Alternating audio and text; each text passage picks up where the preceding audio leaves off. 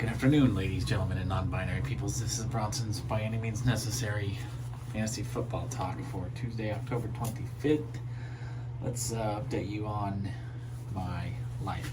I went and watched Ticket to Paradise today, even though I said I wasn't going to. I did. It was a decent movie. I have trouble with the romantic comedies now as an adult. Not that I ever did like them. My problem with them now is they just piss me off because they're showing an ideal that, like, as a child you grew up thinking was normal, or this is the way things are supposed to be, and they're never like that. Okay, at least they weren't for me. Like, I'm not trying to bash my parents or anything, because, like, as we're both adults now, we're all adults now. Our relationship is a lot better. But my parents were not loving. I did not grow up in a loving household. They didn't love each other. I understand that now, that they're not in love. They are together. They've been together my entire life. I'm grateful for that. But I think that it's a relationship of convenience and fear of the unknown more than it is of love. So they don't know how to love each other. They didn't know how to love themselves. So they sure as hell didn't know how to love us kids, or me in particular. So they didn't show me love, and so I don't know how to love now as an adult, which explains my relationship struggles as a 35-year-old man. Why I've never been able to have a real relationship. So that's one thing. And the second is, like, romantic comedies. Like, I just hate seeing all these. I don't hate it, but it's like everybody's so happy. It's like, why can't this happen for me?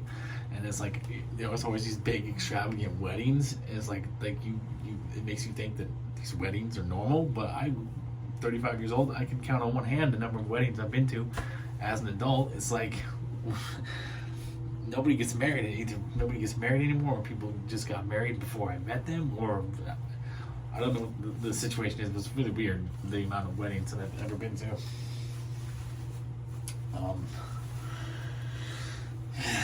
I don't know. They just piss me off, because it's like none of that is applicable to me. None of that is normal to me. None of that is ever gonna happen for me. But it was a decent movie. George Clooney was kind of funny. Julie Roberts is Julie Roberts. Never thought she was very attractive. Definitely don't think she's attractive now that she's older, but she's a great actress. And then Sunday night, I went and watched Black Adam. I heard all the terrible reviews, so I went in with, like, low expectations. I loved it. I thought Black Adam was great. Like, the deadpan comedy, the deadpan delivery of the jokes, like the sarcasm. I was laughing so hard. That movie was really funny to me. And then I like the action. I like the character. Some of the superhero sidekicks were kind of lame. Like Adam Smasher, totally stupid. And then Hawkman was kind of dumb. But I like Dr. Fate. He was cool. And then Cyclone, she was really pretty. Also, that's a pretty cool character. Like, they should definitely have a spin-off movie for Dr. Fate. That sounded like a really interesting story, a really interesting character there. So I hope they do that movie.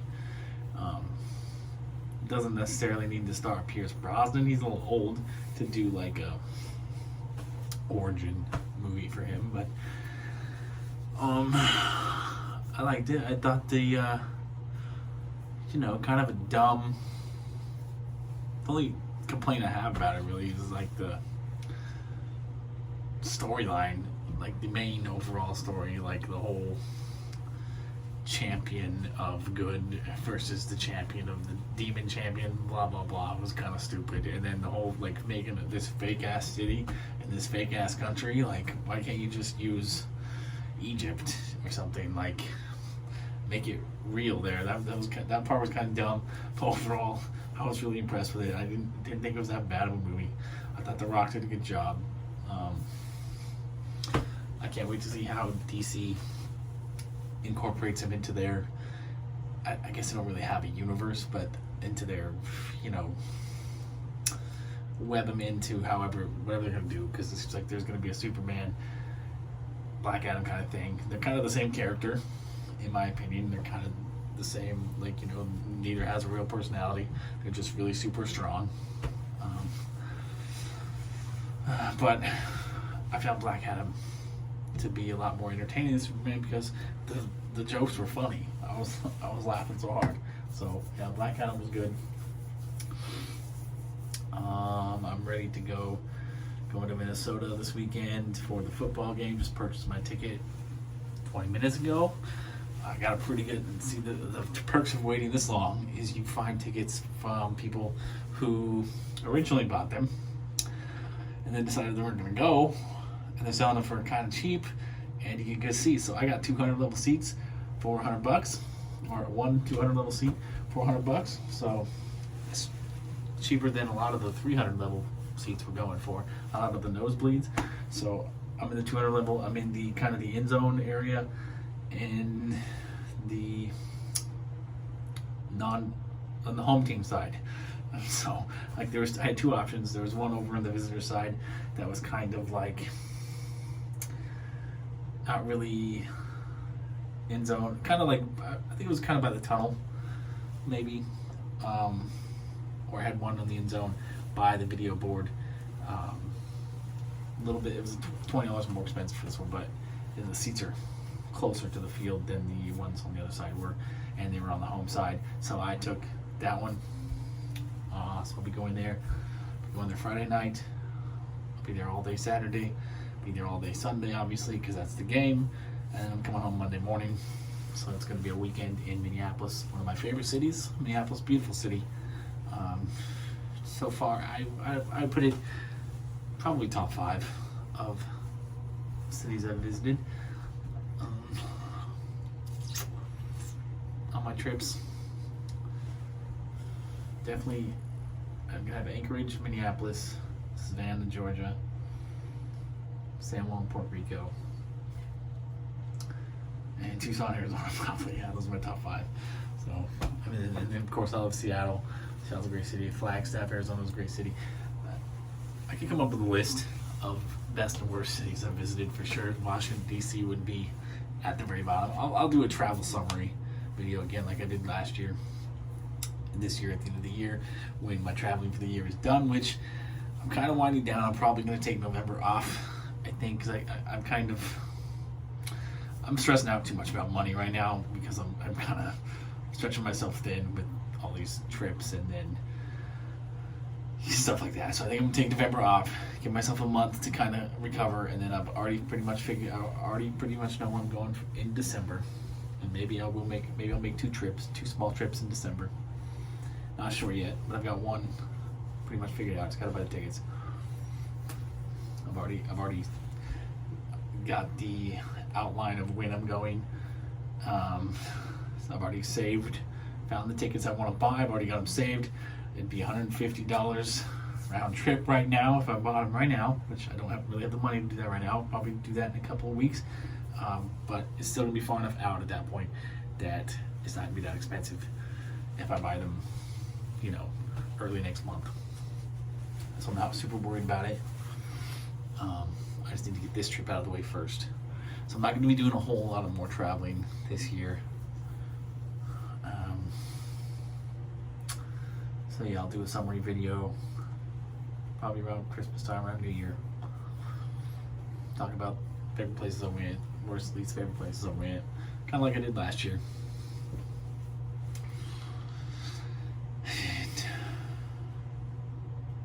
Yeah, this wasn't the original shirt I was wearing today. This is my body pipe pastrami shirt, which always gets reactions when I wear it, but it's kind of a work shirt now. I was originally wearing a nice gray polo, but I spilled when I was eating my lunch. I had a messy lunch and spilled stuff all over it. So now I gotta wash it, hopefully, which is perfect because it's laundry day today. So hopefully it doesn't get stained. I'm gonna be pissed if it ends up stained, because I really like that shirt. It's a shirt that my mom bought me a while ago, and it still, you know, kept it. Still wear it. So I like polos. Polos are my favorite style of shirt. So Yeah, it hasn't been the best day for Uber. Lunch was kind of crappy, kind of like yesterday. Weather kind of sucks. So we're going to see how it goes later on tonight.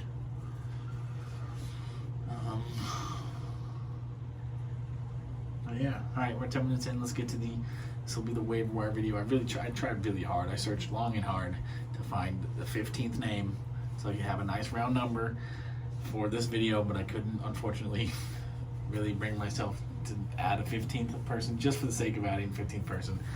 So we're at 14 waiver wire ads for week 8 here, including some guys who are on bye, but they're worth adding, possibly speculatively, because of some situations, and we'll talk about it. So let's start with the quarterbacks. I have 3. Starting with Justin Fields. I know the guy sucks. He can't throw the ball. He looks like a really, really poor man's Lamar Jackson. But he has had 3 really good fantasy games in a row. Maybe not necessarily real life games, but 3 good fantasy games in a row. So if you're needing a quarterback this week to stream because Justin Herbert is on bye, or who else is on bye? I know the Chargers are on bye. Chiefs, but so Patrick Mahomes. Those might be the only 2 teams on bye this week. Those are the only 2 I can recollect right now. So yeah, 2 big names at quarterback. You need a quarterback replacement. Justin Fields is a good one. Daniel Jones, because of his running ability, he's top 10 quarterback in fantasy right now in standard PPR scoring, because he can run. He has nobody to throw the ball to, kind of like Justin Fields, but still a streamer-worthy quarterback. And then Jimmy Garoppolo, I keep talking about him. I've been starting him the last couple weeks. He's doing just fine for me. Having Debo, Brandon Ayuk, George Kittle to throw to, 3 pretty good options, and now Christian McCaffrey coming out of the backfield to throw to. That makes Jimmy Garoppolo, to me, very fantasy relevant as a quarterback. Hopefully he can capitalize on it. Let's do tight ends next. Starting with Greg Dulcich, the rookie for the Broncos. He was inactive for like the first 4 weeks, but the last 2 weeks since he's been on the field, he's been a priority in the passing game for both Russell Wilson and Brett Rippon. Didn't matter who was throwing him the ball, he's done really well at, especially for the tight end position. Greg Dulcich should be a priority at the tight end position. And then Irv Smith from the Vikings coming off a bye, which again, I'll be at that game against the Cardinals on Sunday. The Cardinals have gotten better at defending the tight end, but not much. They're still bottom 3 defenses when it comes to defending the tight end, as we saw who did they play last? Saints, Juwan Johnson. We saw what Juwan Johnson did to him last week, and he's not even that great. So I can't imagine what Irv Smith is going to do to him coming off a bye this week. I'm going to be hyped for Irv Smith. I still have some shares of Irv Smith, especially with the injury to David Njoku. I'm probably going to have to ride Irv Smith this week. I know that we got a lot of big tight ends on bye this week. We got Travis Kelce, and Travis Kelce's really the only one, I think. But in the leagues I have Travis Kelce, he's the only tight end to have, because when you have Travis Kelce, you don't need another one because you're not ever going to start him, right? So you just need one to fill in on the bye week, which is this week. Irv Smith, perfect candidate for me, in my opinion. So it's all about the matchup. You just need him for that 1 week, that one prime matchup for the week. That's Irv Smith against the Cardinals. Next, let's do the wide receivers. I have 4. Starting with Paris Campbell, back-to-back, 10 catch days. Makes him a very fantasy relevant wide receiver, especially even with the change to Sam Ehlinger, who I think this offense for the rest of the season is going to look a lot more like what Baltimore kind of runs. So there is some risk with Paris Campbell. I think it's time to move on from Alec Pierce. I don't know if this Colts passing attack for the rest of the season is going to be able to sustain more than 2 wide receivers, but it's hard to deny what Paris Campbell has done each of the last 2 weeks with poor quarterback play. So with Sam Ehlinger out there, I anticipate that Paris Campbell's role is not going to change a whole lot. And I think he's still going to see a heavy dose of targets. And then Marquise Goodwin, coming off a 2-touchdown day against the Chargers last week. It sounds like DK Metcalf could potentially very well miss this next game, which gets Marquise Goodwin in the streaming tier, at least for this week. And then 2 Chargers wide receivers. I know they're on bye, but DeAndre Carter and Joshua Palmer should be back in time for week 9. They're both speculative ads because Keenan Allen's still hurt and Mike Williams is now hurt. So both of the Chargers' top 2 wide receivers could potentially, although I think Keenan Allen's going to play in week 9. Mike Williams remains to be seen, so somebody's going to have to fill that void of getting some targets, even though it's probably going to be Gerald Everett. Because we have Joshua Palmer, DeAndre Carter. But DeAndre Carter has seen a fair dose of targets as like that third guy in the offense already. And so with the absence of Mike Williams, I anticipate his targets will go up a little bit, which puts him on the radar. And then Joshua Palmer, he came into the season with a lot of hype. He's been out last few weeks because of injury. But if he does get back on the field for week 9, his role could expand as well. Running backs, 5. I don't know why I did that. That's 4. I know how to count. That's 5. 4, 5. Excuse me. I got something in my throat. I didn't have any popcorn at the movie theater today, so I don't know what the heck it is. My number 1 running back for the week is Gus Edwards. With the Ravens offense, they're going to run the shit out of the ball. Gus Edwards is the number 1 guy until or if J.K. Dobbins returns this season. So Gus Edwards needs to be owned in 100% of leagues. He's currently only owned in like 35%. So that number's going to go up in the next 12 hours, guaranteed. So get him while you can. And then Tyler Algier hasn't been super great. His carries are fairly modest. He contributes absolutely nothing to the passing game, but he did get a touchdown last week finally. So his production seems to be going up incrementally week by week.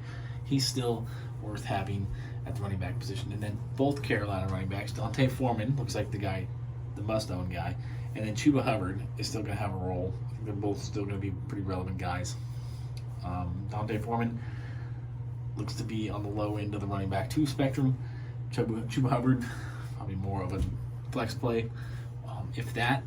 But Chuba Hubbard definitely is a guy you need to have for depth because he's still going to have enough of a role that in a bad bye week, he could be a contributing factor for you, or in the event of a Dante Foreman injury, you're going to want to have Chuba Hubbard available to you. And then a guy on a bye, Isaiah Pacheco, is now the starter for the Chiefs, apparently, ahead of Clyde Edwards-Helaire, even though Clyde Edwards-Helaire had the more productive week. Chiefs backfield definitely a mess because neither Pacheco or Clyde Edwards-Helaire actually had the most snaps on the field. That was Jerick McKinnon. Jerick McKinnon is just not really doing anything out there with the snaps. Clyde Edwards-Helaire is the guy getting the touchdowns. Isaiah Pacheco is the guy who's probably going to get the most of the first and second down carries moving forward. I don't know. It's a mess. But I think Isaiah Pacheco, Clyde Edwards-Helaire, and even possibly in a deeper league, Jerick McKinnon, all worth owning. But, I mean, if you're the starting running back in an offense like the Chiefs, you need to be owned. So whether you get 5 carries or 15 carries, I think it's going to kind of depend on the game. I don't know if I really want any part of this mess of a backfield right now. But if I'm needing production, if you were needing production, Pacheco is going to be cheap, especially because he's on a bye this week. No one's going to be looking at Pacheco this week. You should be able to get him in there, sneak him in there, and have him for the second half of the season as we move into the nitty-gritty of the fantasy football season. All right, I don't have much else to say. Pretty good, under 20 minutes, as long as I shut up in the next 20 seconds. So, peace, love, and nacho fries. Good luck, best wishes. Hit me up with questions. And I'll see you tomorrow with defense, special teams, and then tight ends and quarterbacks. Good night.